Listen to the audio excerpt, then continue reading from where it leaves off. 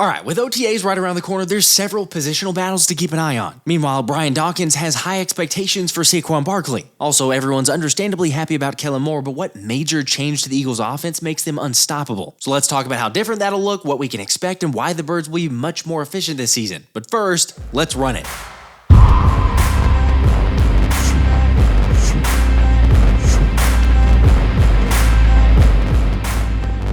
What's up, guys? Do me a favor and hit that like button, and then let's get started with the Eagles rookies taking in a Phillies game while getting in a little team bonding. Because, you gotta have a little fun before OTAs start. Which, by the way, for the record, they begin Monday, and I'll have the full recaps and breakdowns from each day next week. Also, I saw some comments after the video wondering why Quinyon Mitchell wasn't at the Phillies game, and who knows, maybe he's taking a Jalen Hurts approach of locking in and staying focused. Although it's not like he was the only rook not there. I mean, Johnny Wilson wasn't there, Jeremiah Trotter Jr. wasn't there, so it's not really that big of a deal. Because either way, the vibes of the squad are through the roof, as everyone took part in the Eagles Autism Challenge today with proceeds benefiting the Eagles Autism Foundation. And then speaking about that team morale, one of the best parts was hearing that competitiveness from the squad. I feel like Jake Kelly's just a safe bet. Will Greer. 110% Sidney Brown. I will have to say Reed Blankenship. Definitely not him. I beat you last year. I'm going to say Cam. I'll be last. I guarantee it. I feel like Avonte and Dallas race a lot, and I could see one of them. Besides myself, it'd probably have to be Big Fred. He's got super powerful legs and really good at the bike. I think it'd probably be Big Fred winning it. Probably Reed, or if Ben does, I think he'll win. I think Ben won. Ben. I don't know how to say his last name. How you said it? Van Sumeren. The guy who I think is going to win is Britton Covey. Most likely to lose would probably have to be Reed. His best bike is a stationary bike. Covey. BG. I think Grant's going to lose. It'll be me. I'll lose. Landon. An offensive lineman, that's all I'm going to say. I thought Landon was a great answer. It'll be a long day for Landon. Alright, maybe a bike ride isn't the best thing for the old lineman. Yet while Jason Kelce also participated to raise money for charity, Brian Dawkins shared that he's confident in who the Birds have in the locker room despite losing those vocal leaders in Kelce and Fletcher Cox. Specifically naming one of those dudes as new giant killer running back Saquon Barkley. And also, the beauty is that he doesn't have to be a bell cow running back. He will be coming to a team in Philadelphia that he won't have to be the absolute bell cow for everything. To be honestly, he reminded me with the Giants of Duce back in the day before Donovan got there. Duce had to be everything for us, so it was a whole bunch of wear and tear on Duce. So he won't have that load on his back coming here, so he can just be himself, let his athleticism show, and he's going to get a taste of the fan base. Yes, can't wait. I can't wait either, which is why, what the heck, let's give away another Saquon jersey. All you got to do is make sure you're subscribed and then go type in Saquon in the comments section, where I'll draw one lucky member via the randomized spinner on my next live stream Tuesday night to win the jersey, so good luck to you. Now, there are some who are quick to bring up the fact that DeAndre Swift has more scrimmage yards, catches, receiving yards, rushing touchdowns, and total touchdowns than Saquon Barkley over the last 4 years. Except let's remember how little help Barkley was getting in New York. Like, come on, it's blatantly obvious when watching him run that he's no doubt special. And plus, like B-Dog said, he doesn't have to be that bell cow running back anymore. He can kind of sit back, do his part obviously, but allow some of the other guys to carry the load. And personally, there's one X factor for the Eagles that's going to make all the difference in the world, with that person being Offensive Coordinator Kellen Moore, whose guaranteed motion inspired CJ Gardner-Johnson's new song called Motion. Okay, maybe that's just coincidence. But in all seriousness, with Moore bringing in multiple formations, motion, and play action pass, it's going to help in all phases. And by the way, in case you were curious about those exact numbers, the Eagles were 32nd in motion rate last year, while Kellen Moore's was 6th at 68%. Like, yeah, how can you not love that, especially after hearing Moore speak about the benefits of that pre-snap motion and that it's impossible to not get hyped for what's in store for Philly. We're still trying to manipulate and challenge the defense. Okay, so let's use a motion. Okay, now Bobby Wagner, KJ Wright, they're got okay, fit just changed, right? Okay, they got to adjust. Okay, now we're going to Z-flock it. Okay, great example. What's this nickel doing? He's challenged, right? This is a never-ending challenge, okay? Do I travel with the motion? Do I not? He kind of gets stuck in between. He's not really sure what to do, okay? They're one short. And we throw the deep over, okay? And the second level, the backer level, is a little bit compromised, right? Okay, they didn't handle the motion. We throw it to a Boise State Bronco, get a touchdown. Off the same presentation, basically. We're going to Y hustle, force the defense to bump. Now we're going to flock. Okay, obviously run times have to be adjusted there. We loop out. Okay, now what do they got? They got a nickel and a backer, both taking the flat. Okay, here comes the late chief route, becoming a late outlet here. So again, as you watch it here, right? Hey, we're in standard huddle, but let's still challenge the defense. Force them to communicate, force them to be on the same page, trust their eyes, get them in the right spot. Now we're going to run the same exact play. Y hustle. They're in man now.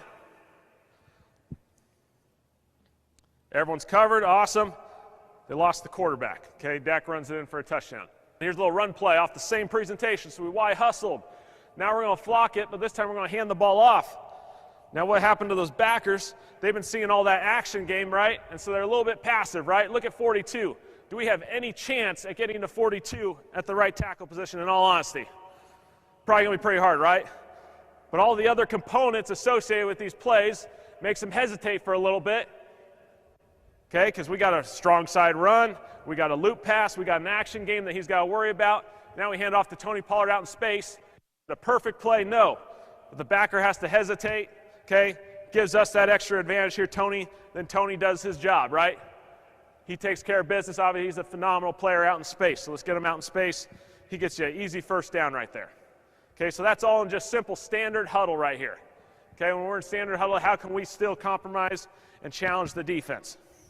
I mean, really, the more that I look into Kellen Moore, it's no surprise they got Dallas to be a number 2 offense in the NFL while he was an OC. And if you want something more recent, look at how he used motion to get Keenan Allen one-on-one opportunities last season. Again, the possibilities are endless in this offense, and perhaps the biggest impact is going to be helping against the blitz, with Moore emphasizing in a recent presser that the Eagles will be doing everything possible to make Jalen Hurts' life easier. For example, utilizing some under center looks, immediate blitz beaters, and options based on pre-snap alignments. I mean, come on, we all saw how vanilla the offense was last season, so just the idea of something different is exciting. But like I said, the more that I look into Moore's offense, the more exciting that this thing gets. Because think about the weapons he has at his disposal, and now the potential to do a jet motion or fake the toss and draw the corner. Like again, the window dressing is going to completely freeze the defense. And sure, you can knock Kellen Moore's offenses all you want, but he does know how to utilize a strong outside zone. Anyway, with all that being said, what's the number one aspect of Kellen Moore's offense that you're looking forward to the most? I'm not sure if I put it up there at 1, but I am really excited to see Anais Smith's impact as the potential wide receiver 3. Obviously, I talked about him before, but while I don't expect the Eagles to immediately slot him in at that position, he'd for sure be my preference there based on ability. Yes, I realize he's only played in college and there's other guys out there, but I'm just saying, you look at him, you watch the film, and he speaks for itself. Of course, if you do that, then it begins to put others like Britton Covey in jeopardy of making the roster, which is why I caught up with Pro Football Network's Anthony DiBona to discuss Kellen Moore's offense, potential roster cuts, and the overall schedule for the Birds. You mentioned the schedule there,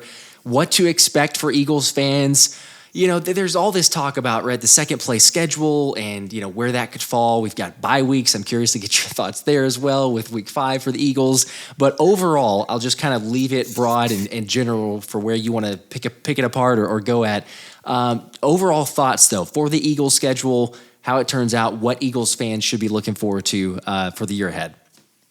So I kind of thought they kind of landed a favorable schedule for the most part, and I wrote about it for PFN because, I mean, people want to talk about, I guess, the lack of home games early in the season or technical real home games, because obviously that game in Brazil is considered a home game, but obviously won't be. So people have talked about that. They've talked about the early bye week. And outside of that, I feel like there haven't been many complaints. And I feel like compared to last season where they had that mid-season gauntlet that kind of everybody talked about right away, where it was like Bills, Chiefs, Cowboys, like that entire mix, traveling to Seattle, traveling to Dallas, like that was a rough schedule. And I mean, to me, I think maybe the bye week kind of hurt them last year because I think they were 10-1 before the bye week. And then after that, they went 3-5. So, I mean, you could look at it both ways.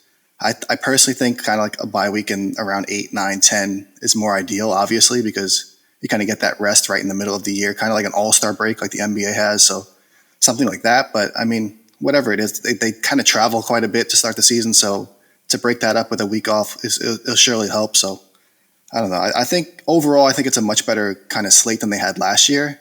And I think the more 1 p.m. games fans might be happy with that. So, I mean, that'll help because especially me, I have 2 young kids. So getting them to bed and then trying to stay awake for late games could be tough sometimes. So I appreciate the early games, late afternoon games, certainly over staying up till 11, 12. So we'll see. I was going to say, I'm right there with you. There's tons of people that are right there with you. It's like, my gosh, how many non-1 p.m. games were last season where we're sitting there going like, this is ridiculous. So yes, thankfully there's going to be some more of those. That'll be great. There's still a decent amount of primetime games. And then also, as you mentioned, the non-gauntlet that we will have this season is fantastic too, but also you look towards the end of the season, and I believe John Clark was the first one that I saw this. I don't know who initially found it. Maybe it was John Clark, but shout out to him for the info that I saw of the Eagles not having to take a flight for the final, 6 games, I think, of the season. So that's huge as well. Even at the road games, you're just going to be hopping on a bus. It's not a lot of travel. You maybe put the miles on early, sure, going across country in LA and things like that. But if you're going to, in a sense, try to put a bow on this one or be optimistic about the schedule, most people, everyone that I've seen or heard or interacted with pretty much is like, the number one gripe is the bye week early. That's fine. That makes sense. But at least it's not as bad towards the end of the season in terms of that travel schedule. So we'll see how it plays out. I am curious, though. We've talked about it a little bit, but just to, again, get your thoughts now that we have the entirety of the Eagles schedule. The game in Brazil, thoughts on that one? Playing the Packers, Friday night game, Peacock subscription for those that are not local. Just, again, where are you at? Where do you fall with the Friday night game in Brazil for the Eagles and Packers? I mean, it's exciting for me as someone that covers the game. I mean, if there could be a game every night, that would be awesome because it just gives you so many more options to cover. And I think the Eagles, obviously, they've kind of established themselves as one of the better teams in the league, even though last year was kind of a disappointment. And then the Packers have kind of risen up after Aaron Rodgers left, and people are kind of jumping on the Jordan Love hype train, deservedly so, because I think he played really well. So I think it's smart of the NFL to kind of take advantage of Green Bay's surprising end to last season and the hype around the Eagles after the offseason and kind of put them together. I mean, granted, it sucks that it's overseas because that was a game that you were looking forward to traveling to potentially. So yeah, but I mean, it's an elite matchup for week one, and it's going to be exciting to watch. It will definitely be exciting, and you're right. I was looking forward to that. So was my wife, from Wisconsin, Packers fan, all that. But nonetheless, we'll still go to a game, probably a couple games. Looking forward to that. But you talk about expectations, where this team goes, how they perform, all this other stuff, right? The schedule looks good, looks solid, but still, it really every year there's tons of surprises. You look at one team, you say, oh, that's going to be an easier game. It's not easy because it's the NFL, but an easier game, and then all of a sudden, hey, you maybe get beat, or that team actually surpasses everyone's expectations. So be interesting to see how that plays out. Now, a lot of it naturally goes into where the coordinators kind of pick up the slack or change things from what happened last season. Starting with Vic Fangio, because we haven't been able to discuss, we've texted and everything offline, but actually getting on here recording, there's a lot of hype around Vic Fangio, totally understandably. But the fact that he finally spoke to the media after how many months of, oh, hey, Vic Fangio's the defensive coordinator, but we finally get to hear from him. What were your initial takeaways? I got a couple pointed questions to it, but just overall initial takeaways hearing Vic Fangio's presser with this Eagles defense. So one initial thing that kind of stuck out to me, and this is just kind of a side note, but when he talked about how 40 years ago he literally started his pro coaching career at the Vet, and then now he's talking about possibly and probably ending his career in Philadelphia. So that was kind of cool to see it kind of come full circle for him. But as far as what he said for the team itself, it was interesting to see him talk so much about versatility because it's something that we've kind of talked about, especially with who the Eagles have added this offseason and who they added in the draft as well. So I mean, when he talked about versatility, he also said that physically, but then when it comes to actually being able to do different things on the field, that's a whole different story. So he kind of put that in place where because he was asked about Cooper DeJean's versatility and how he could potentially be used. And he said flat out, ideally you want to just teach them one position first and then kind of move them around. But that's why it's interesting to hear Cooper DeJean himself say that he kind of played in the nickel during rookie minicamp because that's kind of the in the middle between safety and outside cornerback because you kind of asked to do all different kinds of things. You're asked to support in the run game. You're asked to kind of play linebacker a little bit. You're asked to defend receivers, tight ends. So that if by having him start off there, it's almost prepping him for the other two spots at the same time. So I thought that was really interesting. And then he also talked about players not liking him, which everybody talked about when he left the Dolphins. So he kind of brushed that off and said, listen, I'm going to do what's best for the team. And if it pisses some people off, then that's what it is. So we'll see what happens in Philadelphia. I mean, I think that's kind of what we want to see. I mean, for last season, what people saw from the defense is like, all right, hey, you know what? I will sign up for the gladly. Yes, let's make sure to let the players hear it, get on to them, maybe a slight amount. I know they're professionals and everything else, but still, like, we saw it certainly from the secondary. And, I mean, keeping it, I guess, within the secondary, because that's the natural inclination. We'll get to the linebackers and thoughts there. But you mentioned Cooper DeJean. Lots of hype. Right, I think he's going to be a good player. I think a lot of people do. You had a great write-up on him pre-draft, post-draft, like where he's going to potentially fit. You talked about the weapon specifically in Fangio's defense before the Eagles drafted him. So it makes a whole lot of sense. But now that he's an Eagle and he's talked about, like you said, playing in the nickel, maybe some corner, not necessarily starting out as safety, but who knows where Fangio plays him. Where do you see a Cooper DeJean, I guess, ultimately landing? And I guess curious how much, if I know this is total hypotheticals, but that's where we're at in May. But percentage-wise, how much are you expecting Cooper DeJean to play? And I don't know if that changes based on the season, you know, like later in the season, more percentage, but just kind of initially starting out, we've got a long ways to go for sure. But where do you feel like is kind of the healthy medium or the healthy amount for Cooper DeJean and percentage-wise? I think that nickel role is exactly where you would want him because, I mean, in today's NFL, that's kind of your base defense anyway. So, I mean, a player with his versatility, you can kind of put him. I compared him not size-wise, but skill set-wise to Kyle Hamilton in the pre-draft because of just his versatility and what he's able to do. And we saw what Kyle Hamilton was able to do in Baltimore and how he was used. He had 400 or so snaps in the slot. Then he had 100 or so snaps as a linebacker, then 200 snaps as a safety. Like, I mean, I don't think you want to move DeJean around that much, but he has the capabilities to do so. And I feel like putting him in that nickel spot to start is the perfect opportunity for him to play the most right away as a rookie because you don't really have a concrete answer there because Avonte Maddox is back, but he can't stay healthy. Isaiah Rodgers hasn't really played in the slot despite his size, kind of saying that should be his best spot. And then Tyler Hall played well there, but he's not certainly even a guarantee to make the roster. So, I mean, I feel like DeJean is kind of the front runner for that spot right now, and I feel like it could be the best fit moving forward as well.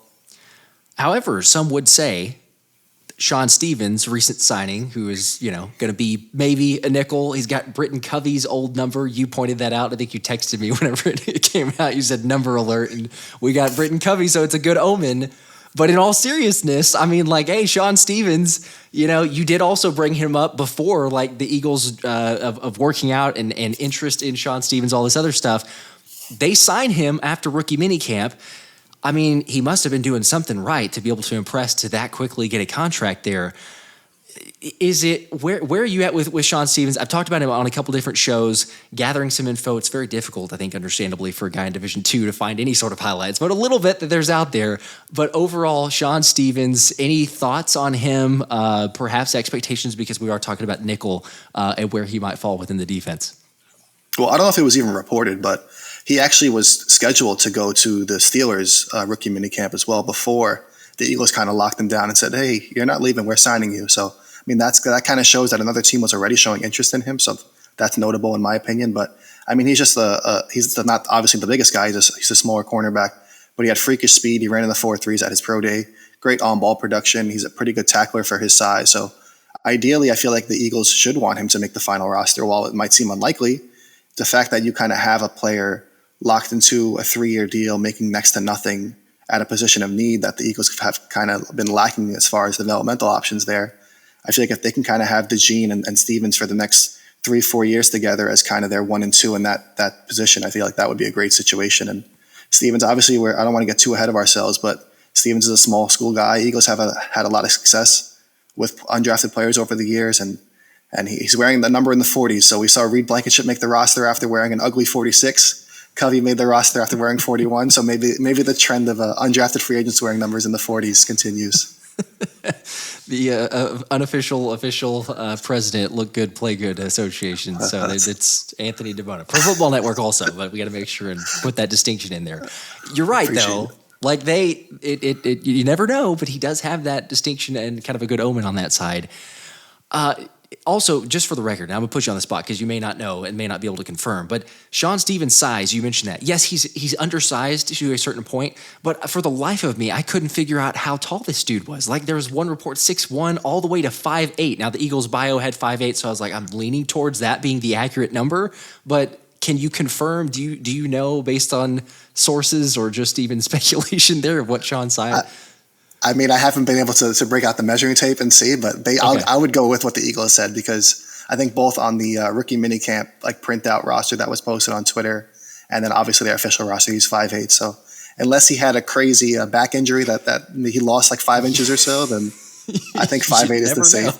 Crazier things have happened, but listen, his school was probably like, "Hey, this guy's 6'1" running the 4.3. Come check him out." Exactly. And they got there, and they're like, "Wait a second, that's not 6'1". Maybe a little bit smaller. I think anyone can relate who's just even played sports. It's like you give someone a couple inches, but the fact that it's like, and throughout the whole draft process, we'd talk about it. And you'd see prospects would be like an inch or two off, but this was so drastic where I was like, how in the world is this? Is this the same guy? Like, are there two Sean Stevens out there? Like, unless his spelling was, not so like unique to it, then I'd be like, this has got to be a second guy. But apparently, they just have the measuring off just a bit. So, okay, I just wanted to make sure. Curious though, too, a follow up question on that. Talking about cornerbacks, I mean, does Philly have too many cornerbacks to begin with? Because like here we are before they signed Sean Stevens. I'm asking you, or we were having this conversation previously of like, it's going to be hard to solidify the roster, and you just add another one. Like, I love competition, but when is enough, or do you just keep adding these corners and where we're at? I mean, I feel like after the years and years of torment at the cornerback position, I feel like Eagles fans should be happy that this is a problem for them, because I mean, you have 14 or 15 cornerbacks, whatever it is on the roster. Granted, that's a crazy number, but I feel like I mentioned it on Twitter as well, that Howie Roseman kind of overcorrects at times when he feels like he kind of did a bad job the prior year. So given their nickel situation last year where they had to sign Bradley Roby off the street, then he went down, then they were panicking, throwing different guys in there. I feel like now they're kind of putting more emphasis on the slot, and obviously Quinyon Mitchell and Cooper DeJean can play on the outside eventually as well. So, I mean, it's a good problem to have. And I feel like outside of Darius Slay, Mitchell, Cooper DeJean, and Keely Ringo, I feel like there aren't any other locks. So it'll be interesting to see who makes it, because I feel like a guy like Josh Jobe kind of has that special teams prowess that Michael Clay kind of praised. So maybe he has an edge over other guys than Isaiah Rodgers, Tyler Hall, Avonte Maddox, guys like that. They're not guaranteed a spot. So it's going to be interesting to see how they compete in preseason and training camp, and see who finally makes the cut. And it'll also be interesting to see how many they keep, because some people have just 6 players making it. Some people have 7. Some people have 8. I mean, it depends on the guy like Mekhi Garner, who can kind of play safety and cornerback. Does that give him an edge? So it's going to be fun to see it all play out in training camp. It's a great point. Like you say, versatility. And I think that's probably the number one thing that I keep coming back to is like whenever especially the guys that you're going really close of, like projections or predictions for rosters and things like that, is like Fangio mentioned it like a ridiculous amount already in the opening presser, but like looking for versatile players, looking for guys who can move in maybe multiple positions or at least have that unique size and kind of speed, athleticism. So you brought it up there, and I know things change as daily or certainly weekly in the prediction world because it is May. But I think your initial prediction had 6 cornerbacks, if I'm not mistaken. Would you revise that now, or are you still currently sitting at 6 cornerbacks? And who are the 6? I'm putting you on the spot, but I've got a link to in the description for the latest article. But if you're going to change that, that's totally fine, because that was, I know, a little bit ago at this point. No, that's fine. I mean, I feel like I'll probably stick with the same 6 that I had, and that was the 4 that I mentioned: Darius Slay, Quinyon Mitchell, Cooper DeJean, Keely Ringo. And then I'd probably give the edge to Isaiah Rodgers and Tyler Hall, because I feel like Tyler Hall was one of the first guys they signed in free agency as far as cornerback goes. So I feel like that's notable. He's a younger player, so he has more upside than a guy like Avonte Maddox, and hasn't really dealt with the injuries that Maddox has. So maybe he's somebody that Fangio kind of targeted and highlighted. So I would give him the edge as kind of that backup nickel behind Cooper DeJean. And then Isaiah Rodgers kind of sticks around because of that return ability, and he kind of has he's proven that he can play on the outside. So, I mean, if somebody goes down on the outside, you kind of have him to step in where he has experience. And then obviously he has the size that some people think he can play the slot. So, but then again, it's tough because, like I said, guys that already have experience in Philadelphia, like Mekhi Garner and Josh Jobe and Avonte Maddox, might just have that hold on the coaching staff and then leave that impression. So I'll go with those 6 that I mentioned, but I wouldn't be surprised if anything else happens. It's I'm right there with you. Yes, did not be surprised that anything else happened. Now, I did disagree. You may have seen it or what, but I disagreed on my predictions. I am trying to figure out a way to keep Eli Ricks on this roster. Yeah. I know that, and it's great. I love the back and forth. I love the arguments. I love the, everything shy of like you're an idiot, because everybody can have an opinion, but it's like as soon as you put something out there, I get a few comments of that, but it's perfectly fine if you want to disagree with it. But whenever I said Rick's, it's like I'm trying to temper it a little bit with expectations, because again, no one knows, and this is the great part of competition. They may, like Rick's wasn't going to make the roster until all of a sudden he had a great preseason or last couple preseason games, and he makes the roster last year. Yeah, he had some ups and downs. Last season was but that was about everyone on the defense. So, it's like how high can they perform? What's their potential there? He's one for me that I kind of throw in there as I really see him as a high potential and someone to make the roster. But again, to your point, there's so many corners that you're going to end up losing or cutting. Hopefully you could trade, maybe get something back if you have another team that's interested in corners. But there's probably going to be a few guys that you look at and go, wow, that's a little bit surprising. Maybe not a ton, but a little bit surprising because of the talent and the extra secondary that we have. So like you mentioned before, good problem to have. There were a few others too that you had on there. And I think Britton Covey was the namely one as far as receiver goes. Makes some sense, but again, curious for those that have not seen it. I've got the link for your 53-man roster prediction as well in the description. But why does Britton Covey on the bubble, maybe concerned about not making the roster, and thoughts on that one? I just feel like they've kind of added so many returners this offseason that they can't really afford to just keep around the guy that's just going to return punts, because I'm not sure if Covey's the best option at kick returner. He didn't really do it last year, so they don't have a returner or kick returner, because I know we all love Covey. It's a great story, but he has to show something at receiver to be worth a roster spot, because I don't see them keeping him over a guy like Johnny Wilson or Nia Smith, but he could obviously get a roll over Paris Campbell or DeVonta Parker, who don't really have a lot of guaranteed money or any guaranteed money. So if they do want to keep him around and really do think he can develop as a receiver, then that would be great. But you also have to realize that even though he's only been in the league for 2-3 years, he's already 27 years old. So, it's not like he's 23, 24, where he's got a bunch of years left. I don't know if it's worth keeping around a guy that's just a punt returner that's 27 years old and didn't really show anything at receiver. So I think it'll be tough for him to make the roster. It's fair. It's a really good point, actually, and a reminder, like you say, with the age, because you do forget. It feels like just naturally, based on how long he's been here, you'd go, oh, well, he's like 23, 24. But yeah, he's an older, aging veteran there. I said it in my prediction, and this is where like what I want to happen versus what I think the Eagles might do is differentiating on that side. But I don't know, and I could be totally wrong, but it feels like the mindset that Sirianni perhaps has for a Britton Covey could potentially outweigh and say like, all right, we're going to keep him here, even though totally makes sense. If Nia Smith is 80% of the punt returner, I would say, sorry, like without question, because all the parts that you just mentioned there, it makes a lot of sense. You don't need to take up an extra roster spot for the punt return, all that. So, but I don't know. I keep going back and forth. Like, how involved is Sirianni going to be in these decision makings, and who are his favorites or the guys that it's like, no, he's there, he's got the position, and that'll be interesting. That's the part that we're all gonna love to see. But it's great training camp battles that we're gonna have all throughout the summer. We have a long ways to go, but even through some initial OTA reports and things like that, we'll pick up glimpses and things like that. But it will be interesting. I'm looking forward to it as well.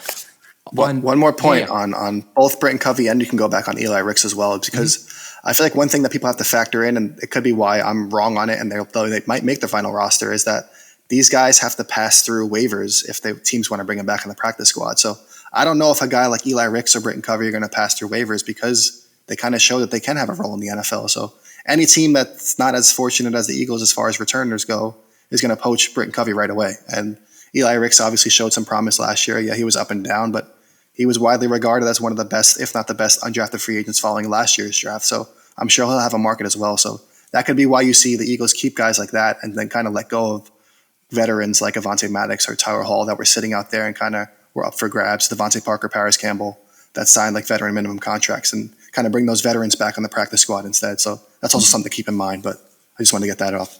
Yeah, no, I that's a great point you bring up too. Yeah, and it is. It's one of those, again, you come back to, like, is everybody on board with certain people? No, but like you say, if there are players that have proven, even for a smaller sample size, you can kind of look at that and say, it happened. I'm not making them even or the exact same comparison, but still, like a Christian Ellis who was let go and 9 teams claimed, was like, Well, come on. Like, even if he was not going to be a great linebacker on the special teams unit, he was a good, solid player. So you lose someone there. And Sirianni even admitted, like, yeah, that was probably a mistake. Like, we probably should not have done that because we felt like he would make it to the practice squad. So, we'll see. Maybe he learns from that. Is that a situation or scenario here? It kind of is a good segue mentioning Christian Ellis and the special teams, because you brought up a great point in your roster predictions for a potential scenario or reason why you might keep extra linebackers because of the rule changes and the kickoff and the fact that it's closer proximity of space. You don't necessarily need the speedsters as you do for like sure tacklers because it's going to be a more confined space on that side. So within that linebacker unit, you may see a few extra guys. You may see a Ben Van Sumeren hang around as a fifth linebacker. I think that's who you may have had in your predictions there. But what are we looking at as far as Fangio's? And I've got a follow-up to this as well. But Fangio's scheme within the linebacker unit and did what he said change your mind in any way? Who might have a little bit of an upper hand? And then just overall camp battles that we are going to for sure see with the linebacker. Well, I feel like you're going to see, I think I had 6 linebackers making it because I had obviously Nakobe Dean and then Devin White, Jeremiah Trotter Jr., Oren Burks, Zack Baun. Now apparently we know he's going to be playing linebacker, so that was something that caught my attention because I think in my final roster prediction, I had him listed as an edge player because that's primarily what he's done in both college and the NFL. So when Vic Fangio and I think you were going to mention this, when Vic Fangio talked about Baun, he basically brought him in and included him with the inside linebacker. So I thought that was notable because I feel like everybody thought Baun was kind of penciled in that Van Ginkel role as an outside linebacker that can kind of do it all, and now that kind of throws a wrench in everybody's predictions because if you view him as an inside linebacker, then who knows what's going to happen because now how does that work? Does that mean now Nakobe Dean is off the bench and Devin White and Zack Baun are your linebackers? Or, I mean, the possibilities are endless. Maybe he's just kind of using him in both spots where he's going to play the edge in some looks. He's going to play inside linebacker in other looks, maybe passing downs or whatever the case is. But I mean, a player like Baun, they signed him so quickly. I feel like Fangio kind of highlighted him, and Howie Roseman mentioned that they kind of have a role in place for him. So I think it's kind of a signing that was slept on, and I feel like he's going to shock a lot of people. I do too, and that's why I made the video earlier a couple days ago that it got a lot of love and it got a lot of criticism, which this is again the beauty of it, and we'll love it. But I got to get your thoughts because the case that I made, and you kind of alluded to it there, but just to see, are we on the same page? Were you tracking with me on this, or do you see it or view it a little bit differently? Fangio in that presser, right? Like he gets asked about the linebackers. Now it's a broad question. Zach Berman's the one who asked him that. He said, hey, tell us about the linebackers. You could take it anywhere you want to. This is the first press conference that you've had. Like, Fangio's a seasoned vet. To your point, he's been there 40 years. He knows how this works, especially because he's from Philly. He's from the Philly area. He's used to it. He knows the Philly media. So he's not some just, like naive guy walking in there who's like, oh, I can just say this and whatever. He knows. And the first place that he takes is, okay, well, whenever you say that, I think inside linebacker. And then Zack Baun is the first player for him to say. Like that to me, like you mentioned also, but that's notable because it's your first guy on the top of your mind and no one else was viewing him that way. You weren't viewing him. I was viewing him as an edge also. I'm thinking to your point, the Andrew Van Ginkel comparisons, all of it made sense. So like, yeah, he's going to be an edge. He'll probably be a backup, but he'll be a solid backup as an edge. Maybe he ends up getting a starting role if he really shines, but nothing in terms of the inside linebacker. But for him to bring it up and then also follow up his answer before anyone else questions, say, we think that he could be inside and nothing shows us that he can't. It's like, okay, great, but we didn't really even ask about Baun at all. And then he doesn't mention the other linebackers to the near depth of that. So anyway, I know I would go off on a tangent on that, but still, like, I'm going, this dude has a legit chance, and I honestly would go as far as saying Fangio wants him to get enough reps to prove he can be the starting linebacker. I may be crazy, but I'm curious to get your thoughts. Can he be? Will he be? Do you see him up there as one of the top favorites for right now? What did you take away from his comment? I mean, I know he said that, and it seems like he's kind of in the lead right now, but I can't see anybody but Devin White and Nakobe Dean starting as the inside linebackers. I feel like maybe he kind of just views Zack Baun as an extra linebacker because of the way he'll be used as the other edge across from Josh Sweat or Nolan Smith or whoever's there or Bryce Huff. So, I mean, we'll see what happens. But I feel like Baun has the versatility where he can just be he's played so much on the edge that maybe they're going to try him at inside linebacker because they know they can trust him at the edge. So maybe they feel like they don't even really need to waste the time with him there.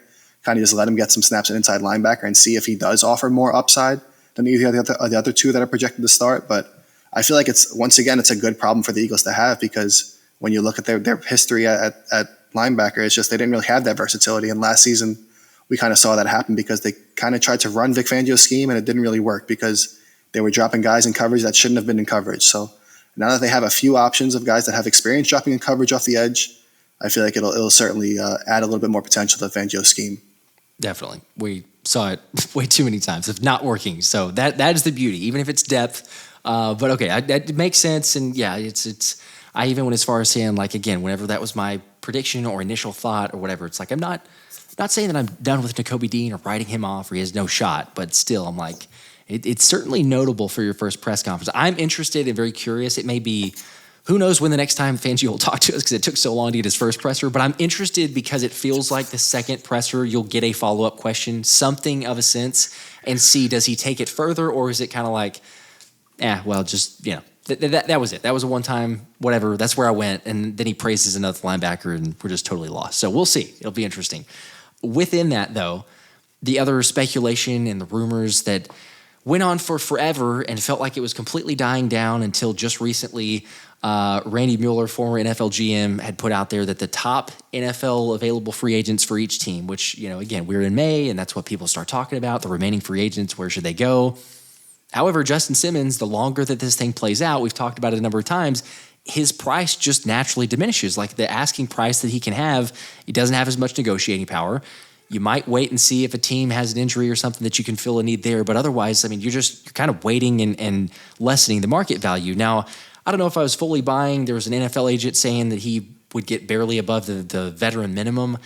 I mean, this is an all-pro guy, so I don't know if I'm fully going to that one. But still, with that number coming down, do you see Justin Simmons anywhere possible? Because there's basically only like 3 legit options, in my opinion, for the safety so far.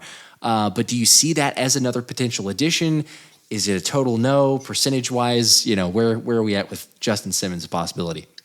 Well, you know my track record with percentages, so I don't want to put a percentage on it. But that's why.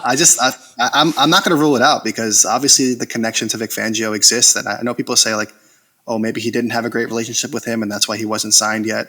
Because it does feel like the Eagles need another safety. I mean, you really only have 3 that you can trust, and one of them's coming back from a torn ACL. So, I mean, you really have 2 that you can really, really guarantee are going to be ready for the start of training camp. I know Sidney Brown's kind of ahead of schedule as far as his recovery goes, but behind that, you have Tristan McCollum and then the undrafted free agent that his name is escaping me right now, but he's the only other safeties on the roster. So, I mean, I feel like, and some people are still not confident in Reed Blankenship as a starter, which I think is crazy. I feel like he proved last season that he's a more than capable starter with upside. So I think that's a fine situation with those 3, but you definitely need help besides that. And Simmons is a clear-cut best option there. And I just feel like he's probably waiting for, I mean, we don't want to wish any injuries, but so for somebody to go down and then they'll throw a ton of money at him, and maybe that's what will happen with him. But I feel like as far as the fit goes, I feel like they could just say, hey, you're going to start across from CJ, GJ, and there you go. You'll be our 2 safeties, and we'll go from there. And then Blankenship and Brown become like the best backup safeties in the NFL. So, I mean, it would be a good problem to have, and I feel like I'm not ruling it out because, like you said, his price is only getting lower, and I feel like the connection to Fangio is something that you can't ignore. I mean, could you imagine? Because again, it goes right in line with the whole like cornerback depth and everything. It's the secondary as a whole, because to your point, if you made this move, you not only have the starter element, but you've got Reed Blankenship, Sidney Brown as your backup options. You've got all these corners in abundance. It's a crazy reverse and a shift from what we saw just a year ago. And, you know, kudos credit to Howie, because sometimes that reverse and, you know, shifting on that side, he learns from his mistakes. He sees the differences and saying, all right, we're going to not have this happen again. By the way, I was looking up Andre Sam, safety that was escaping. Yes. I knew who you were talking about. I had no clue what the name was, so thankfully we can look it up in the middle of this. But Andre Sam. But yes, in terms of like viable options, if Justin Simmons comes along, I'm just saying it makes a whole lot of sense. So I'm with you on that one. Let's talk about the jersey analytics again. Official, unofficial, look good, play good association president Anthony DiBona of Pro Football Network joining us here. There's some interesting, you know, number choices, selections for certain players. Does it mean something sometimes? Does it mean something? Who knows? But there's a little bit of importance. So if we're looking at jersey analytics for the defensive side, are there any unique takeaways, anything that we should be looking at, specifics for players or what they have, increasing their chances perhaps even of making the roster? So we already spoke about Stevens landing a number in the 40s, which seems like the promising number to land for an undrafted free agent. But Will Shipley picking 39, not the prettiest choice, but people were immediately like, hey, he's a white running back, so he's Danny Woodhead now. So, I mean, well, it'll be interesting to see if he'll change numbers. I kind of think it's crazy that Kendall Milton, as an undrafted running back, was able to get Brian Westbrook's old number. But I feel like that's something that's a little questionable. But the Eagles choose to retire numbers and unofficially whenever they like. So I don't know what the case is with that. And but Trevor Keegan, I feel like he might have landed the best number because as a guard, getting 79 for the Eagles, Todd Harriman's, Brandon Brooks, you might as well just plug him in as the starter at right guard right now because of that. But future bona fide Pro Bowler, like it's just an automatic waiting to happen. Obviously, I'm joking, but it is a good number to land for a guard. I kind of like Jalix Hunt landing 58. I tweeted about it because Trent Cole was the Hunter, was his nickname, and obviously Jalix Hunt is now wearing 58, so that'll be a good look as an edge rusher. And then lastly, your favorite player, Gabe Hall, landing 96. Yes, is a great look for a defensive tackle. It kind of reminds me of Benny Logan, who was kind of underrated when he was at the Eagles. So I feel like that's a great number for an undrafted defensive tackle to land. Usually they get ugly numbers like in the 60s or 70s, but 96 is a good get for him. Heck yes, absolutely. I'm glad that you brought him up too, because, and to your point, like Moro Ojomo, even though he was drafted, he was like 72, I think, and he recently changed his number. He was out there looking like a backup offensive tackle. Exactly, yes. So like, I mean, just saying, like if he's going to make it or he's getting a chance of making the roster, that's a very good number. I love seeing that. I guess, I got to ask and follow. We've talked about it a little bit, but you brought up my guy. I went to Baylor. So again, just for clarifying, some people don't know that. I went to Baylor. If I see there's a dude like Gabe Hall, I was already hyped on him, but the fact that you should get him as UDFA, he's got the number. You're telling me there's a chance of him making the roster just because of that number. And then, you look into his actual skills and intangibles and everything else there. You had him, if I'm not mistaken, in your roster predictions for making the roster over a Marlon Tuipulotu, which I've seen, there's millions of them out there, but you go and look at different people making these predictions. A lot of people go with Marlon, understandably, because he has that experience and, veteran presence and all that. Reason for you, why would you choose or why would you initially go with a Gabe Hall and a Moro Ojomo over Marlon Tuipulotu and leaving him out? I feel like kind of what we alluded to before, where the odds of these guys passing through waivers and kind of going unclaimed and being able to be brought back on the practice squad, I feel like that's a factor. Because I don't know if Tuipulotu would get claimed right away. I mean, maybe he would. He's shown flashes at times, but I just feel like him or PJ Mustipher is another name that people kind of keep around, which for good reason, because he's kind of more of a nose tackle that was obviously signed after Vic Fangio was hired. So that's notable. But I feel like if they're just going to embrace this youth movement along the interior of the defensive line, I feel like you might as well dive in and go with higher upside guys with like a Ojomo and Hall, because I mean, Ojomo showcased his potential last season, and I feel like Hall, yeah, he hasn't lived up to the expectations. He has ridiculous size that you can't teach and really good athleticism and length that he already blocked 2 kicks in college with. So I feel like when you're talking about that depth and special teams value, I feel like that can't be dismissed. And I feel like that upside will help keep them around in Philadelphia.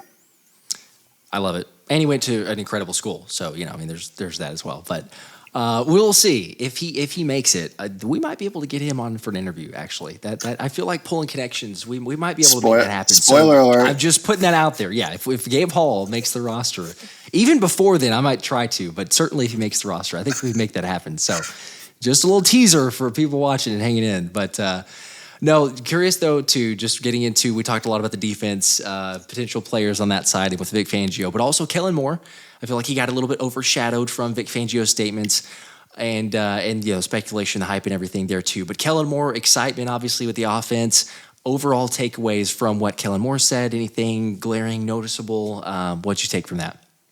I feel like the 2 biggest things were him talking about pre-snap motion and disguise, which is 2 things that were just severely lacking from the Eagles last season. I mean, it felt like people were just calling plays out. Guys were calling plays out that were commentating the games. It was just kind of embarrassing because it seemed like the Eagles were just going off their recent play sheet in Madden and just clicking the same 3 or 4 plays, and teams knew what was coming. Play 79 times, just do it again. And there's like an amazing video that came out from, I think, Kellen Moore, like a coaching clinic a couple of years ago, that came out like right after he was hired by the Eagles. It's like 40 minutes long.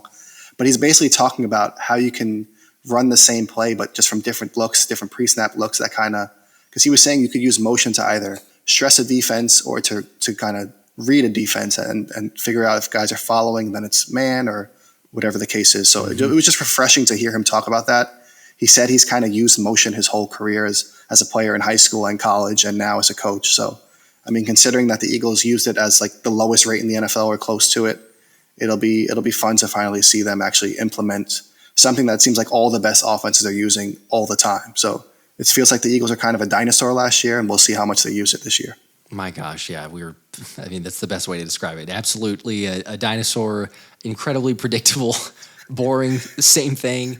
So yes, but I love it. And what you mentioned there, it's great. I saw the clip that you're talking about with Kellen Moore breaking it down and seeing the differences. But yes, it's like, please do something to show the defense or to at least make them think. You run the same play, but just question like, oh, hey, hang on, that's a little bit of a new look. We haven't seen that before. But to your point, it was 91% of the time, we know exactly what's going to happen. You know, you don't have to be even a seasoned veteran or an NFL player to go, well, there you go. That's exactly the play call that the Eagles are going to do because they have a lot of screen passes dialed up, and that was infuriating, obviously. And then you got everything from the gun practically. So, and it's just frustrating because you see a guy like Sean McVay and then what the Dolphins are doing where, they have these dominant receivers, but the way that they're able to scheme up these like free releases with these quick motions and going right off the snap, it was just like, it just makes them so hard to cover and just puts the defense in such a bind because now not only do you have to, like before with the Eagles, you were like, all right, A.J. Brown's going to line up on the outside. DeVonta Smith's going to line up on this side. All right, you're going to cover him there. You're going to, like, with these other teams, it's just like they're in the backfield and the play gets snapped. Now they're outside and it gets snapped. Now they're in the slot, it gets snapped. They got Tyreek Hill lining up as like a tight end with his hand in the dirt. It's just like all these different looks, and the Eagles just never utilized it last year. Yeah.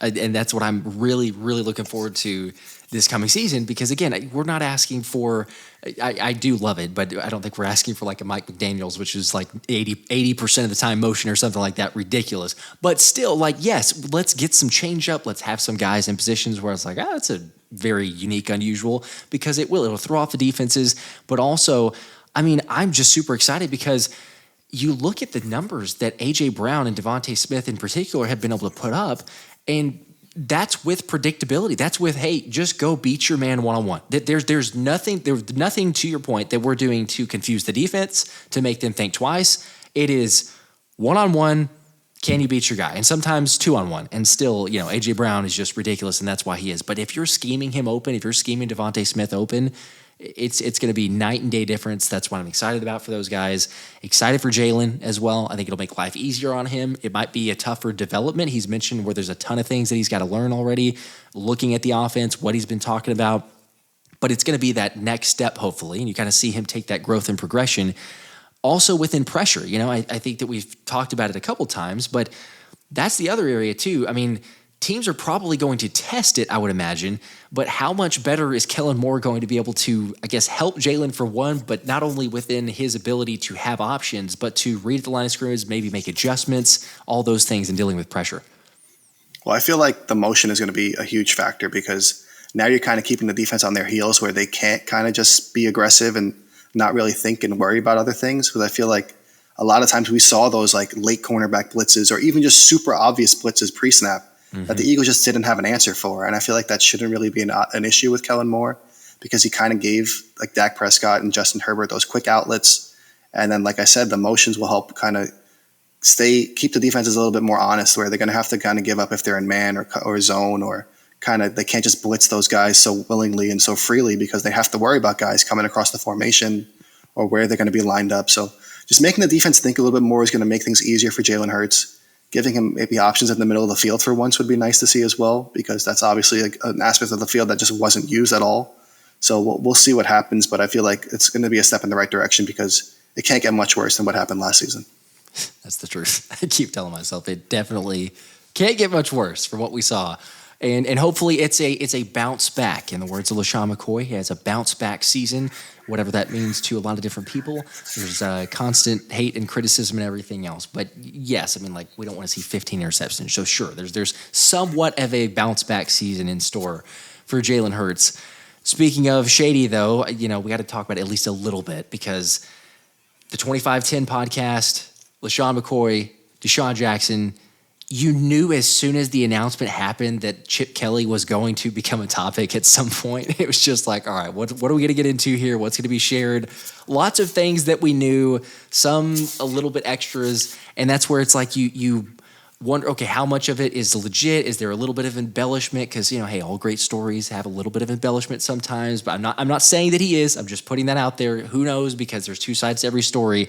However, I think outside looking in and all the pieces that we gathered throughout Chip Kelly's tenure, a lot of things that they were sharing is not hard to believe. But I mean, like, LaShawn McCoy going as far as saying, like, yeah, I got traded. BG was going to get traded. Jeffrey Lurie steps in and cancels that, saying, like, that's too much. You're not going to be doing that for Chip Kelly.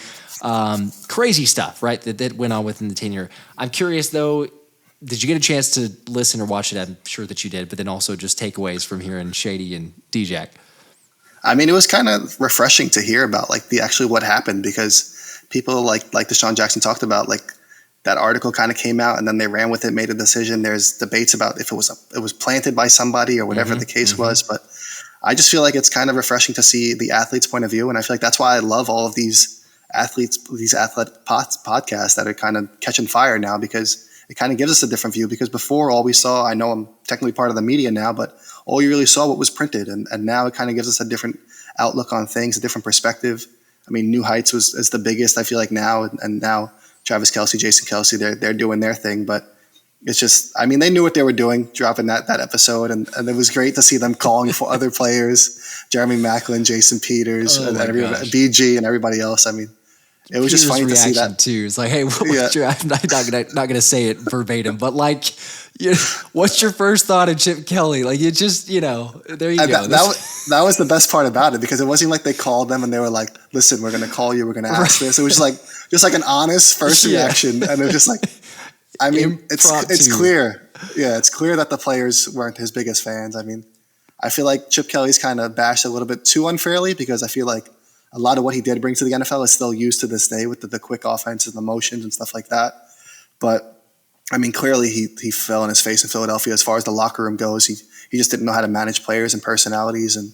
But he did give the Eagles Lane Johnson and a couple other players that stuck around and helped win the Super Bowl. So, I mean, it was a gift and a curse. But just to hear that perspective from the players was pretty funny.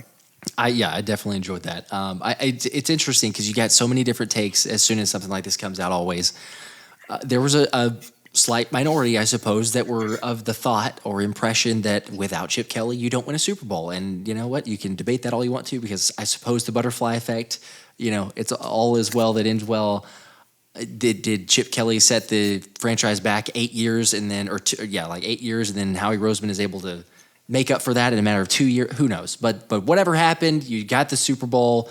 Thankfully, BG did not get traded, because I don't know who would have been there to strip sack Tom Brady had you gotten in that point. So you can analyze it to death, but yeah, I'm with you. It was very good to get the inside scoop or a little bit more behind the scenes, because like you say, sometimes we're just left out of the dark of, well, that's the report apparently from the media. We don't have anything else from players. So we'll see, but definitely had to touch on that. Lastly here, we were talking about the Eagles schedule, and I totally forgot to put you on the spot for a record prediction. And this is the official, since it's May, right? So it's totally fair, because we have no idea of who's going to be on the final roster and everything else. But the schedule of being out, do you have any sort of inclination for what you want to go with for a record prediction? I'm assuming no really, really major injuries. We'll go. I'll go with 12-5.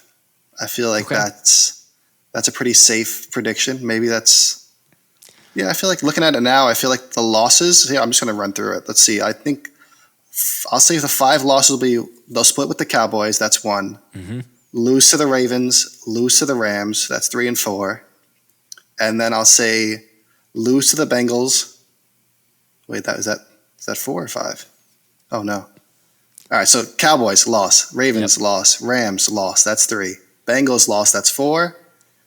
And then I will go with, I'll say the Browns. The Browns will be the 5th loss. I feel like that defense is really good, even though they're going to be coming off a bye, but I feel like that's kind of a letdown game that could happen right there. 1 o'clock start. Maybe the fans aren't too crazy. We'll see.